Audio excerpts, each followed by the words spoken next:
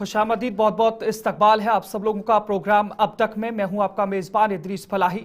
खबर की शुरुआत करते हैं। सबसे पहले आपको बताते हैं बड़ी खबर असेंबली के हवाले से, जहां पर जम्मू कश्मीर असेंबली में बजट इजलास का 17वां दिन था और इस सिलसिले में आपको ये भी बताएंगे कि कई महकमों के मुतालबात ज़र पर आज बहस हुई और इसके अलावा 12 गैस सिलेंडर मुफ्त फराहम करने की तजवीज़ पर ज़ेर गौर है, यानी उस पर गौर किया जा रहा है। इस पर जो है हुकूमत की जानिब से बताया गया है।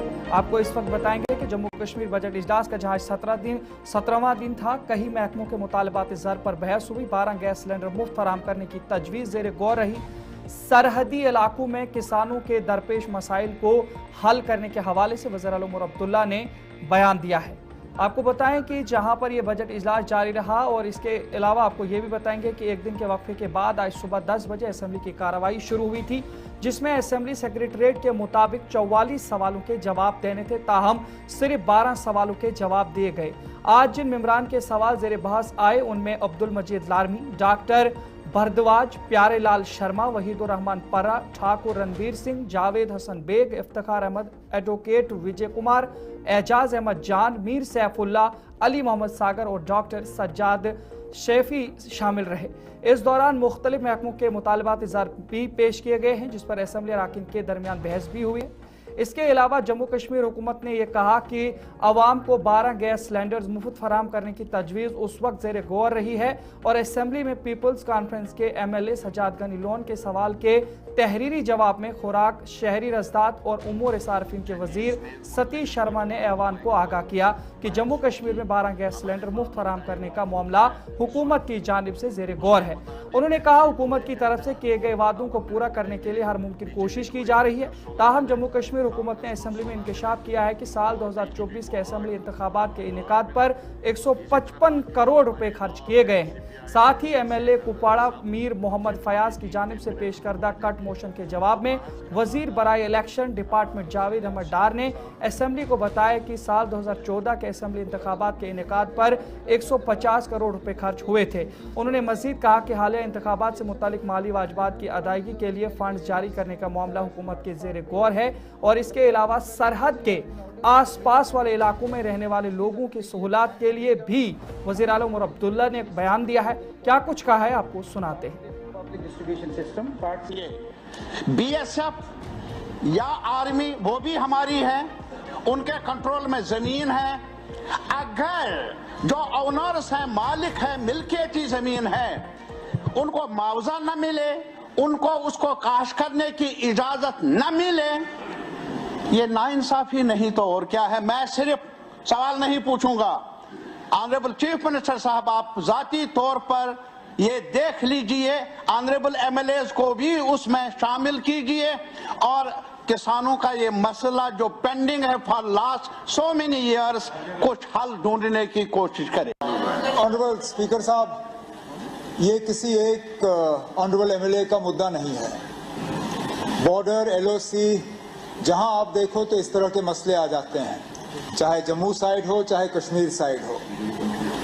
फिलहाल एक एक का मैं यहाँ जवाब नहीं दे सकता हूँ। इतना जरूर कहूंगा कि कोशिश इससे पहले हुकूमत की रही कि जितना पैसा आया है उसको डिसबर्स करें।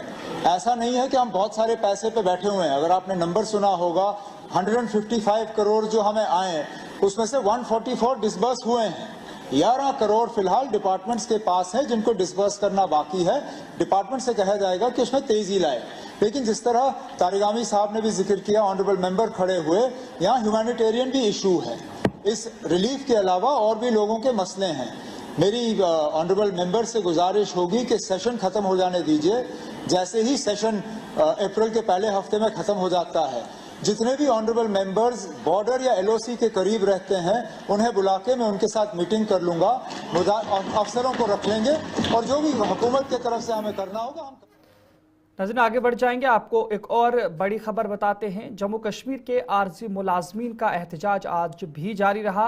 सरकार से मुतालबात हल करने की मांग की है। उन्होंने असेंबली में जिस तरह से लगातार इस सिलसिले में बहस भी होती है और आज हिज़्ब इख्तिलाफ लीडर सुनील शर्मा ने भी ये मामला असेंबली में उठाया और नायब वज़ीर आला ने भी मुतालबात हल करने का उन्हें यकीन दिलाया है। तो ये जितने भी आर्जी मुलाजमीन हैं इनका एहतजाज और कई ऐसे मुलाजमीन हैं जो काम छोड़ हड़ताल पर हैं और ये सीधी तस्वीरें आंगनवाड़ी की जो वर्कर्स हैं उनकी जानिब से ये एहतजाज रखा गया है और इस सिलसिले में क्या कुछ उन्होंने कहा है आपको सुनाते हैं। हमारे 4 बंदे अंदर गए हैं, जब तक वो नहीं आएंगे देखेंगे तब तक नहीं जाएंगे। थोड़ी हमने पत्थर उठाए, थोड़ी हमने लड़ाई की, आराम से बैठा क्या में क्या होगा। हम हमारे बच्चे वाले हैं ना, छोटे छोटे बच्चे हैं, थोड़ी हमने लड़ाई की।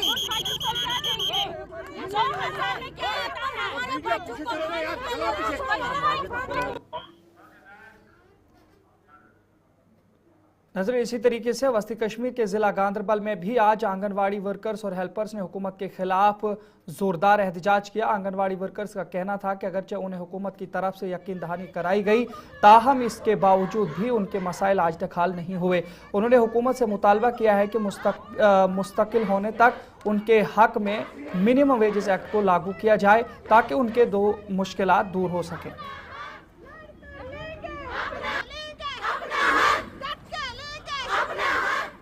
जी, मेरा नाम शाफा है। हमारा प्रोटेस्ट पिछले 30 सालों से चल रहा है। वो इसलिए चल रहा है आंगनवाड़ी वर्करों को परमानेंट करो, या जब तक परमानेंट होंगी तब तक मिनिमम वेज एक्ट में लाओ इनको। हमारा पर डे मिलता है 150 रुपीज। आप देखिए भैया 150 रुपीज में आएगा क्या। हमारी पर मंथ की सैलरी आती है 5000 रुपीज, 5100। आप सोचिए आजकल इतना महंगाई का जमाना है, इस महंगाई के जमाने में 5000 में आता क्या है। हम अपने बच्चों को पालें, हम खुद का खर्चा चलाएं, हम उनके स्कूल की फी भरें, हम अपना पेट पालें, लेकिन आप ही बोले 5000 रुपीज में आएगा क्या हमें। कम से कम हमारी हुकूमत को, उमर साहब को, गवर्नर साहब को, इनको ये सोचना चाहिए। ये हमारी बहन बेटियां पिछले 30 सालों से धरने कर रही है, हमारे मसाइल की तरफ ज़ेरो खोर करना चाहिए उनको।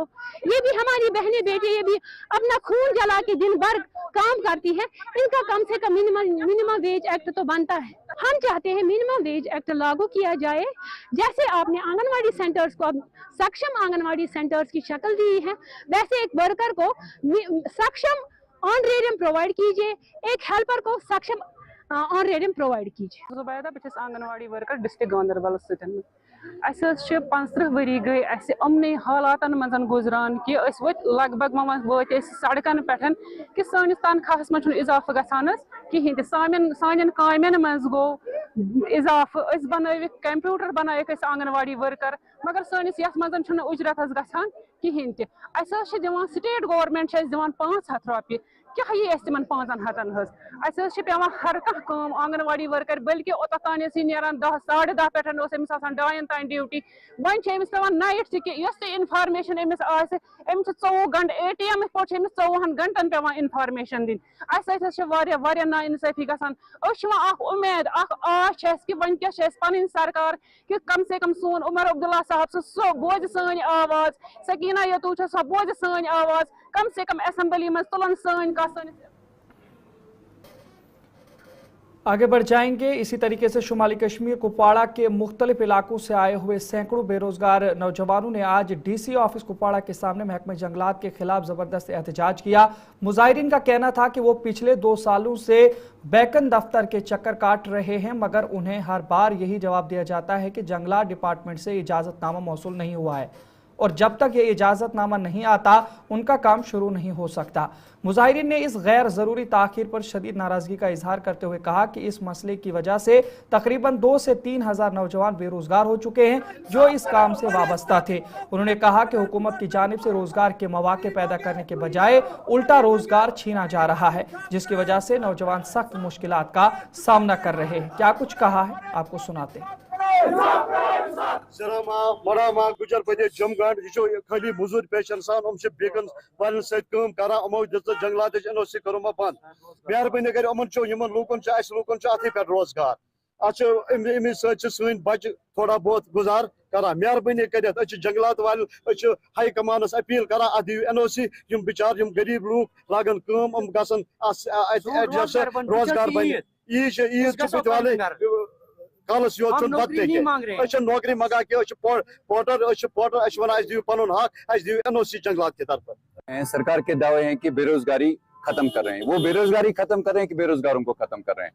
हम लोग जो हमारे पास हम पहाड़ी इलाके के रहने वाले हैं, दूर दराज जो पहाड़ी इलाके हैं, जंगलात के रहने वाले हैं हम लोगों के पास एक ही सहारा है, बीकन के साथ हम लोग मजदूरी करते हैं। कम से कम 5000 चूल्हे हमारे जलते हैं बीकन से। अब हम पिछले साल से प्रॉपर तरीके से, लीगल तरीके से हमने काम कर रहे थे, जो कि फॉरेस्ट डिपार्टमेंट हमें NOC प्रोवाइड नहीं कर रहा है कि आज हमें बीकन निकाल रही है। बीकन के पास जब काम बचा ही नहीं, जब उनको फॉरेस्ट डिपार्टमेंट ने NOC बंद कर रखी है, तो हम लोग कहाँ जाए? ईद है, हमारे पास घर में चूल्हे जलाने के लिए भी 10 रुपए भी नहीं है हम लोगों के पास, तो हम लोग जाए कहाँ? हम आप लोग बेरोजगारी खत्म कर रहे हो कि बेरोजगार? हमारी हैंडफोल्ड रिक्वेस्ट है आला हुकाम से, LG इंतजामिया से और चुनी हुई सरकार से और चीफ सेक्रेटरी साहब से कि हमारी रोजी ना मारी जाए। अगर ऐसा नहीं हुआ, अगर हमारी बात उन तक आप पहुंचाना चाहते हो, हमारी इस वीडियो क्लिप को बिल्कुल भी स्किप आप लोग ना करें, उन तक ये हमारी बात पहुंचाएं, क्योंकि हम नजर आगे बढ़ेंगे। इसी तरीके से जम्मू कश्मीर के दीगर हिस्सों की तरह पुंछ में भी PHE महकमे के डेलीवेजर्स ने आज चौथे दिन भी शहर के कृष्ण चंद्र पार्क में एहतजाजी मुजाहिरा किया और अपने मुतालबात के हक में हुकूमत के खिलाफ नारे लगाए। इस मौका पर मुजाहिरीन ने PHE डेलीवेज मुलाजमीन तंजीमों की कॉल पर आइंदा 72 घंटों तक काम छोड़ने की हड़ताल बढ़ाने का ऐलान किया है। प्रोटेस्ट रुका हुआ है। हम 3 दिन इससे पहले आज हमारा 4th डे है जो इसका प्रोटेस्ट का है, तो हमने 72 घंटे की कॉल जो है और एक्सटेंड कर दी थी, क्योंकि गवर्नमेंट हमारे साथ कोई भी कंप्रोमाइज करने के लिए तैयार नहीं है। इसलिए हमने 72 घंटे हमारी मजबूरी बनी कि हमने इसको एक्सटेंड किया। तो हम ये चाहते हैं कि हमारे साथ इंसाफ हो। जब तक डेलीविजन के साथ इंसाफ नहीं मिलेगा तब तक हम इस प्रोटेस्ट को क्लोज नहीं करेंगे। हम ये चाहते हैं कि आज रमजान में पब्लिक का अगर पानी बंद है तो वो सिर्फ इनकी वजह से है। कमेटी बनाने से हमारे घर नहीं भरे जाते, या कमेटी बनाने से हमारे बाल बच्चे की रोटी नहीं बनती है। आप बार बार जो भी गवर्नमेंट आती है वो कमेटी के नाम पर हमें गुमराह किया जाता है। लिहाजा हमें कमेटी की जरूरत नहीं है, हमें सिर्फ और पॉलिसी चाहिए। अगर पॉलिसी नहीं देगा 6 महीने हम वेट करेंगे, लेकिन हमें मिनिमम वेजेस एक्ट जो है वो लागू किया जाए। दूसरा यह है कि हमारा पेंडिंग वेजेस जितनी है वो रिलीज की जाए। हम अपना प्रोटेस्ट जो है इसको क्लोज कर लेंगे, नहीं तो आने वाले 72 घंटे और भी ये स्ट्राइक जो है वो एक्सटेंड हो सकती है। हमने जो है सर स्ट्राइक जो है वो 72 घंटे के लिए पहले कॉल दी थी। जब हमारी गवर्नमेंट से कोई बात नहीं हुई है तो फिर उसके बाद वो एक्सटेंड हो गई है।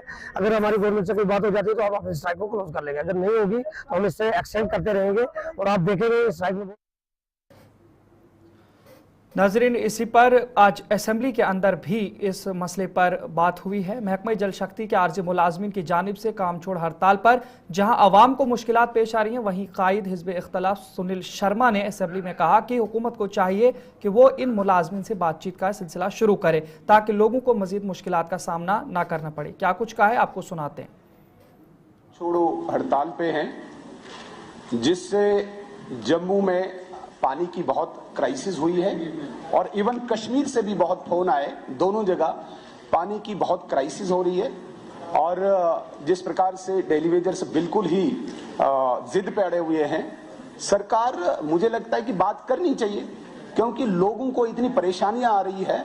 मुझे लगता है कि इस हाउस में यदि आप डायरेक्शन भी पास करेंगे, सरकार उनसे बैठ के बात करे। जो कमेटी बनी है, चलो 6 महीने के बाद क्या रिपोर्ट आती है वो अलग है, लेकिन अभी हम भागे नहीं, क्योंकि एक ऐसा तबका जो डिप्राइव्ड है और जिसकी वजह से इस वक्त पूरे जम्मू कश्मीर में हाहाकार मची है पानी के लिए। इसके लिए मेरी गुजारिश है पूरे हाउस से कि सरकार उनसे बात करे। नाज़रीन, मुजाहिरों के हवाले से सरकार की जानिब से भी जवाब दिया गया है। जहां एक तरफ कई एहतजाजी मुजाहिरे आज दिन भर देखे गए, वहीं हुकूमत की जानिब से भी इन सभी मुलाजमीन को बड़े पैमाने पर यकीन दहानी कराई गई है। जम्मू कश्मीर के नायब वजीर आला सुरेंद्र चौधरी ने कहा है कि सरकार आरजी मुलाजमीन के मसाइल हल करने के लिए संजीदा है। उन्होंने साथ ही कहा कि कुछ लोग इसमें सियासत करने की कोशिश कर रहे हैं, जिनसे यौमिया उजरत पर काम करने वालों को खबरदार रहना चाहिए। उन्होंने कहा सरकार ने अपने पहले ही बजट सेशन में यौमिया उजरत पर काम करने वालों के मसाइल हल करने के लिए एक कमेटी बनाई, जिससे साफ जाहिर होता है कि सरकार इन मुलाजमों के मसाइल हल करने के लिए बहुत संजीदा है। क्या कुछ कहा है आपको सुनाते हैं। सरकार की तरफ से एक चीज़ आपको क्लियर है, आप सब जानते हैं, सरकार ने कमेटी बना दी है विदाउट कोई फॉर्मेलिटीज़ किए बगैर। आप बताएं कैसे हो सकता है? तो इसलिए अब उनको भी समझना चाहिए कि भाई सरकार ईमानदारी से, क्योंकि उन्होंने कोई लास्ट बजट में नहीं, पहले ही अभी 4 महीने हुए सरकार को और सरकार ने एक कमेटी बना दी है।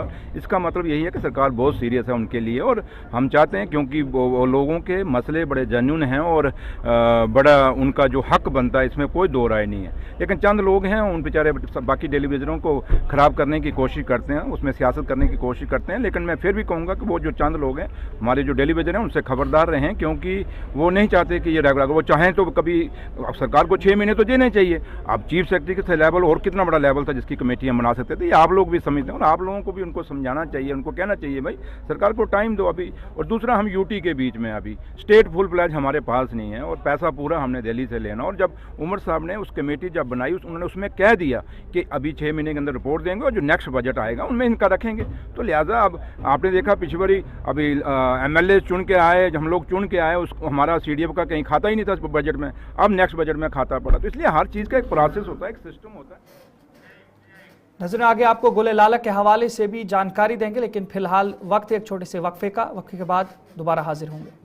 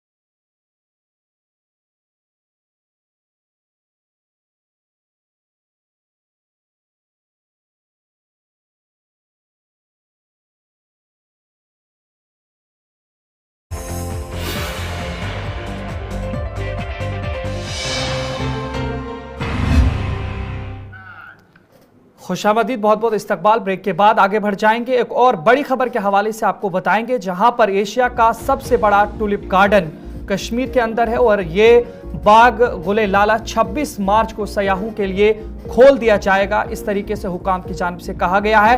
ताहम टुलिप गार्डन में 17 लाख से जायद फूल इस साल लगाए गए हैं और सयाहों के लिए ट्रैफिक एडवाइजरी भी जारी की गई है। वादी कश्मीर में मौसम बहार की आमद है और हर साल की तरह रवां साल भी एशिया का सबसे बड़ा टुलिप गार्डन 26 मार्च 2025 को आवाम के लिए खोला जाएगा। सयाहों और मकामी लोगों की बड़ी तादाद टुलिप गार्डन को देखने के लिए हर साल की तरह इस साल भी आएंगे। और इसी तरीके से जहां पर बात करेंगे तो ट्रैफिक हुक्काम की जानिब से एडवाइजरी जारी की गई है।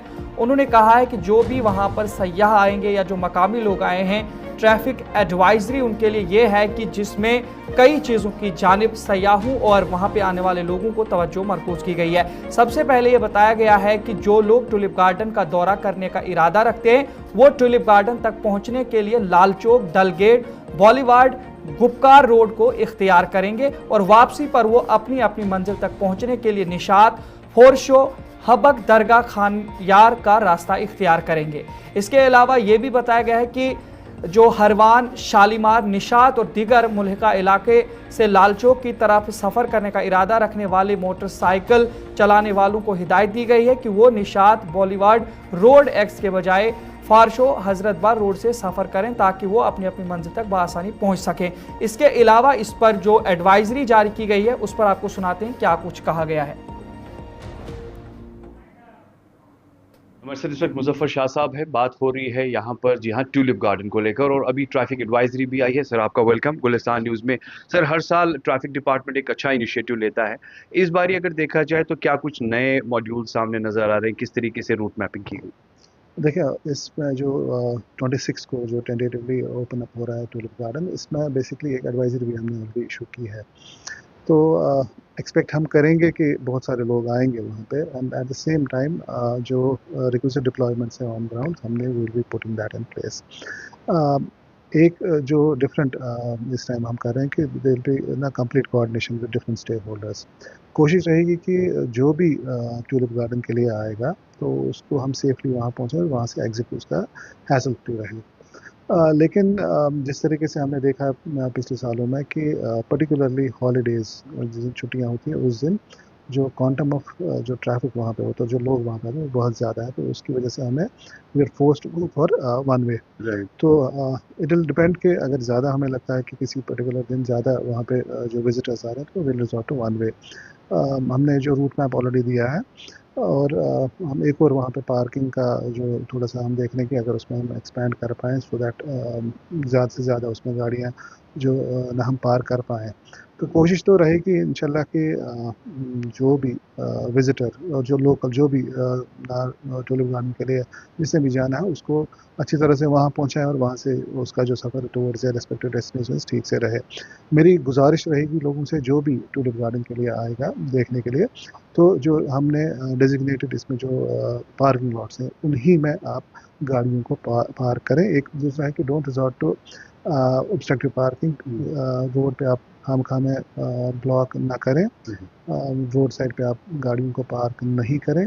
हमारी जो बॉटनिकल गार्डन की पार्किंग है उसमें आप अपनी गाड़ी को पार्क करेंगे। इन केस वो उसकी पार्किंग एक्सीड हो जाती है तो हमारा जो कारपोरा के पास एक और बड़ा लॉट है तो वहाँ पे हम आपको बोलेंगे कि आप वहाँ पे गाड़ी पार्क करें।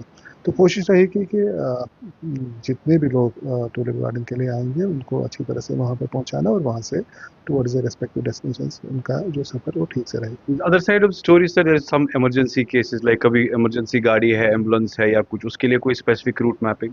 देखिए हमने इस पार्ट ऑफ द एडवाइजरी की जो भी इमरजेंसी व्हीकल होगी उसको जो शॉर्टेस्ट रूट होगा तो इवन अगेंस्ट जो फ्लो ऑफ ट्रैफिक भी अगर होगा तो हम उनको अलाउ करेंगे। It is part of the advisory और क्योंकि हम हमारी जो मैन पावर होता है, जो नफरी होती है, we are always in communication, हमारे पास जो वायरलेस कम्युनिकेशन होती है। तो अगर कहीं पे भी कोई भी इमरजेंसी केस है और इमरजेंसी व्हीकल है तो शॉर्टेस्ट जो है रूट से उनको फैसिलिटेट करते हैं। एक इम्पॉर्टेंट क्वेश्चन जो हम लाजमन समझते हैं पूछना, जो सर स्पेशली अगर देखें जो फुटपाथ्स होते हैं, हमने देखा उस पर 2 व्हीलर्स राइड करते हैं या कभी रैश ड्राइविंग होती है, वो स्टंट्स भी होते हैं या इन बिटवीन जब ट्रैफिक जैम हो जाता है, तो क्या कुछ स्पेसिफिक नोट रहेगा उनके लिए?